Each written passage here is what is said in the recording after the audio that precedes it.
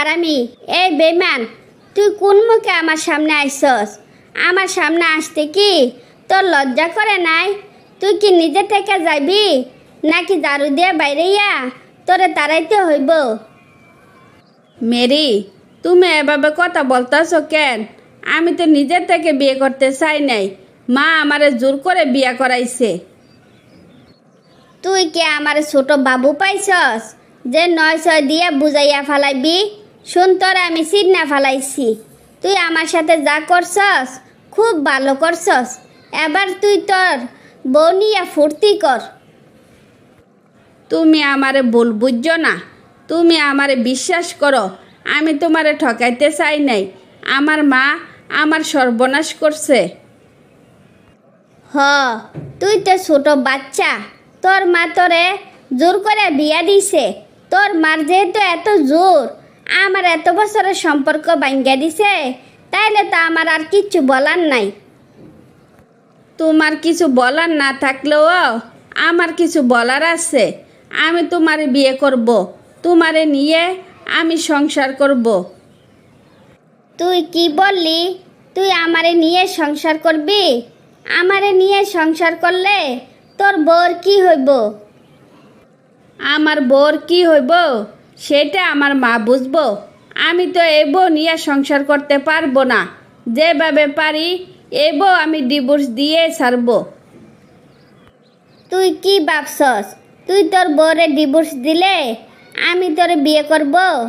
বলো, এই চিন্তা করিস না। আমি তোরে ভালোবাসি দেখা আরেক মেয়ের সংসার ভাঙ্গা তোরা আমি বিয়ে করব? বলো, এই চিন্তা করিস না।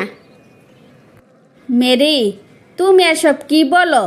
আমি তো ইচ্ছা কইরা তোমারে ঠকাই নাই, তাইলে তুমি আমারে বিয়ে করবা না কেন?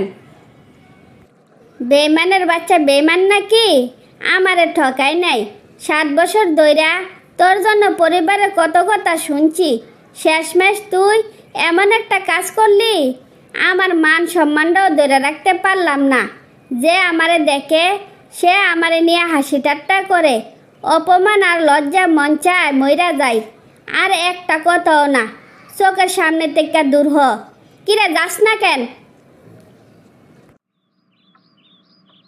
মেরি, কিরে, তুই কি আর কলেজে যাবি না? আমি চাই তুই লেখাপড়া শেষ করে নিজেকে এমনভাবে প্রতিষ্ঠিত কর যাতে তোরে দেখা শিমুলের মা সারা জীবন আফসোস করে। কেমনে আমি কলেজে যাব? ঘরে বাইরে সবাই আমারে নিয়ে হাসি ঠাট্টা করে। চাইলেও ঘর থেকে বের হইতে পারি না, আর কলেজে যাব দূরের কথা। তোর সাথে এত বড় একটা ঘটনা ঘটছে, হাসি ঠাট্টা তো করবই, পরের কথা কান দিয়া নিজের জীবন আর শেষ করিস না।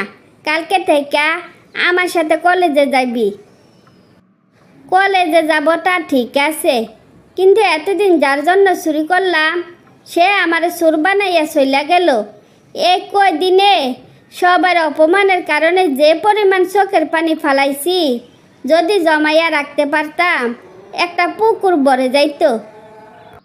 আজকের পর থেকে ওই স্বার্থপর বেমানের জন্য এক ফোঁটা চোখের জলও ফালাইবি না। পাড়াপড়শি কোনো কথা শোনাইলে কানে কোনো কথা নিবি না। তুই ঠিক কথাই কইছস। যে আমার মনে রাখলো না, অকারণে তার মনে রাখার কোনো মানে নাই। আমার জীবনে শিমুল নামের কেউ ছিল না, আর কোনো দিন আসবো না। সাব্বাস, এতদিন একটা লিগেল কথা কইছস। ওর মারে বুঝাইয়া দিবি তোর বাপের টাকা না থাকলে কি হইব। তোদের আত্মসম্মান তাদের সাথে অনেক বেশি। কি রে শিমুল, আমি এসব কি শুনছি? মেরে নাকি জামাই নিয়া অস্ট্রেলিয়া চইলা গেছে, তাইলে এখন তোর কি হইব? যা যা, মেরির কথা বাদ দিয়া এবার বউর সাথে একটু ভালো ব্যবহার কর, তাইলে যদি তোর জীবনটা একটু কাজে লাগে। আসলে আমি নিজেও জানি না আমার জীবনে আর কি হইব। আমার মা আমার জীবনটারে এলোমেলো করে দিল, যে জীবনের কোনো সমাধান নাই। এই বলত, তোর মা তোর জোর করে বিয়া করাইছে, ওই কথাটা আমাদের বিশ্বাস করতে হইব মা আমারে জোর করে নাই, আমারে ভয় দেখাইছে, যে ভয়ে আমি বিয়ে করতে বাধ্য হয়েছিলাম। তাইলে আর কি করার আছে, এবার বউ লইয়া সংসার কর। বউ থাকলে তো বউ নিয়ে সংসার করতাম, বউরে অবহেলা করছি দেখা বউও এই বাড়ি ছেড়ে চলে গেছে। সব শেষে আমি সব হারাইলাম। তোর মা চাইলেন বেশি বুঝছে তো, এজন্য তোর জীবনের এই নাজেহাল অবস্থা। আমি জানি না তোর অনিশ্চিত জীবনের কি হবে। তারপর মায়ের ভুলের কারণে শিমুলের অনিশ্চিত জীবন নিয়ে বাকি জীবন অতিবাহিত করতে লাগলো। নূপুর, ছোটকাল থেকে তোমার আমি মায়ের আদর দিয়ে বড় করছি। যতই অপরাধ করো না কেন, কোনো দিন একটা বকাও দেই নাই। শ্বশুর বাড়িতে গিয়া এমন কিছু করবা না যাতে শাশুড়ির দুই কথা তোমার শুনতে হয়। ভাবি, তোমার আমি কথা দিলাম, তোমার মান রক্ষার্থে শ্বশুর বাড়িতে কোনো উল্টাপাল্টা কথাও বলবো না, কাজও করবো না। ওই বাড়িতে তোমার আপনজন কেউ নাই। সারাদিন না খাইয়া থাকলেও তোমার কেউ জিজ্ঞেস করবো না খাইছো না কেন। তাই নিজের খাবার নিজে নিয়ে খাইতে হইব, না খাইয়া কিন্তু থাকবা না। ভাবি, আমারে নিয়ে তুমি কোনো চিন্তা করো না, আমি নিজেরে সামলাইয়া নিব, ঠিকমতো খাওয়া দাওয়া করব। তুমি কিন্তু নিজের যত্ন নিও, ঠিকমতো খাওয়া দাওয়া করো। আমার কথা তুমি চিন্তা করন লাগবো না। তুমি ভালো থাকলে আমি ভালো থাকবো। আর কোনো কিছু দরকার হইলে সাথে সাথে আমারে জানাইও। আবারও বলতে আসছি, না খাইয়া কিন্তু থাকো না। কি গো বৌমা, তুমি নাকি নিজের হাতে দইরা এটা সেটা খাইয়া ফেলাও। এটা কিন্তু তোমার বাপের বাড়ি না, কথাটা মনে রাখিও। ঠিক আছে মা, আমি আর কোনো দিন নিজের হাতে ধরে কিচ্ছু খাবো না। আমি কিন্তু খিদার জ্বালা সইতে পারি না। খিদা লাগলে আমার কিছু খাইতে দিয়েন। আমার বাড়িটা কোনো হোটেল না, যার যখন খিদা লাগবো তখন খাইব। 3 বেলা 3 প্লেট ভাত খাইবা, বাড়তি কোনো খাবার এ বাড়িতে পাওয়া যাইব না। ঠিক আছে মা, আমি আর কোনো দিন বাড়তি খাবার খাবো না। এখন তো দুপুরের খাবারের সময় হয়েছে, এখন কি আমি ভাত খেতে পারবো? সবার খাওয়া শেষ হইলে জোটার প্লেট বাটি ধুইয়া তারপর তুমি খাইতে যাইবা। কানে কি কথা গেল? আমি তো কোনো দিন কারোর জোটার প্লেট বাটি ধুই নাই। আমার আপনি অন্য কাজ দেন প্লিজ মা, আমার এই কাজ দিয়েন না। এমন একটা ভাব দেখাইতেছ, মনে হইতেছে কুটুপতির মেয়ে জোটার প্লেট ধুতে পারবো না। এ বাড়িতে থাকতে হইলে সব কাজ তোমারে করতে হইব। আপনারা কি সংসারে কাজ করানোর জন্য আমারে আনছেন? তার মানে সব কাজ না করলে আমি এ বাড়িতে থাকতে পারবো না? বয়স কম হইলেও বুদ্ধি শুদ্ধি মেলা ভালো, কত সহজে আমার মনের কথা বুঝিয়া ফেলাইছ। আমি যে এতদিন ছিলাম না, আপনারা কি খাওয়ার আগে পরে প্লেট দিতেন না? এমন একটা ভাব দেখাইতেছেন, মনে হইতেছে 10-12টা কাজের মেয়ে ছিল। আমি সাফ সাফ জানাইয়া দিতেছি, সব কাজ করলেও কারোর প্লেট দিতে পারবো না। আমিও সাফ সাফ জানাইয়া দিলাম, তোমাকে সংসারের সব কাজ করতে হইব। যাও যাও, সবার খাবার রেডি করো। ভাবি, আপনি আমারে ডাকছিলেন কেন? কিছু বলবেন নাকি? নূপুরের জন্য আমার খুব অস্থির লাগতেছে। তুমি কি ওরে শ্বশুরবাড়ি থেকে নিয়ে আসতে পারবা? আপনি আমরার জন্য এত কিছু করেন, আর আমি আপনার জন্য এতটুকু করতে পারবো না, তা তো হয় না। আমি এক্ষুনি যাইতে আসি।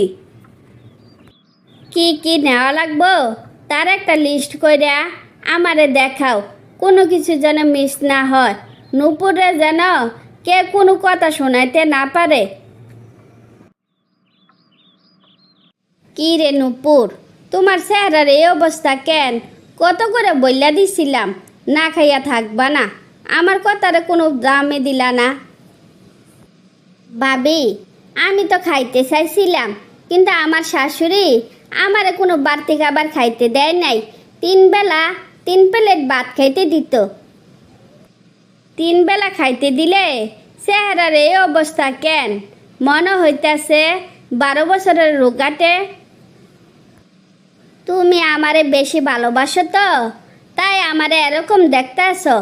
আসল কথা হইছে ওদের সাথে আমারে খাইতে দেয় না। সবার খাওয়া শেষ হইলে ওদের জোটার প্লেট ধুইতে গেলে আমার বমি আসতো, ঠিকমতো খাইতে পারতাম না, এজন্য আমার এই অবস্থা। শ্বশুর বাড়িতে তোমার এত খাতির যত্ন করছে, আমার একবার জানানোর প্রয়োজন মনে করলে না? তোমার জামাই কি কিচ্ছু কয় নাই? আমার জামাই তো আরও শেয়ানা, মার কথা ছাড়া এক পাও নড়ে না। সবাই একসাথে খাইতো, কিন্তু সবার খাওয়া শেষ হইলে কুকুর বিড়ালের মতো আমি একলা একলা খাইতাম। ওর মারে ও একদিনও বলে নাই আমি কেন একলা একলা খাই। ভাবছিলাম তোমার আর পড়াশোনা করাবো না, এখন ভাবতাছি তোমার আবার পড়াশোনা করতে হইব। যাও, ফ্রেশ হয়ে খাইয়া পড়তে বসো। আমি কি তাইলে ওই বাড়িতে আর যাব না? না, ভালো চাকরি না পাওয়া অবধি ওই বাড়িতে আর যাইবা না।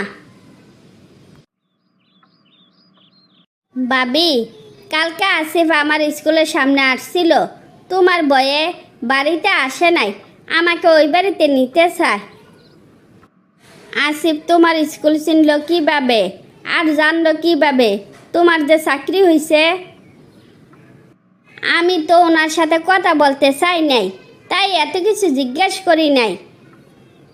আমি তোমাকে ওই বাড়িতে এক শর্তে পাঠাবো, যদি সবাই তাদের ভুল স্বীকার করে আর কোনো ধরনের নোংরা আচরণ যেন কখনো না করে। হ ভাবি, তুমি একদম ঠিক কথাই বলছ, আমি তোমার সাথে একমত। সম্মান ছাড়া বউ ওই বাড়িতে যাইব না। হাসি, ওর জামাইয়ের ফোনে ফোন দে, কথা বললে দেখি ওরা কি বলে। শুধু সংসার ভাঙ্গা তো আর লাভ নাই। ভাবি, তাড়াতাড়ি বাড়ি চলো, আপারে নিতে আসছে আর বলছে তোমার সব শর্তে ওনারা রাজি। তারপর শাশুড়ি তার নিজের ভুল বুঝতে পারলে নূপুর শান্তিতে জীবনযাপন করতে থাকে।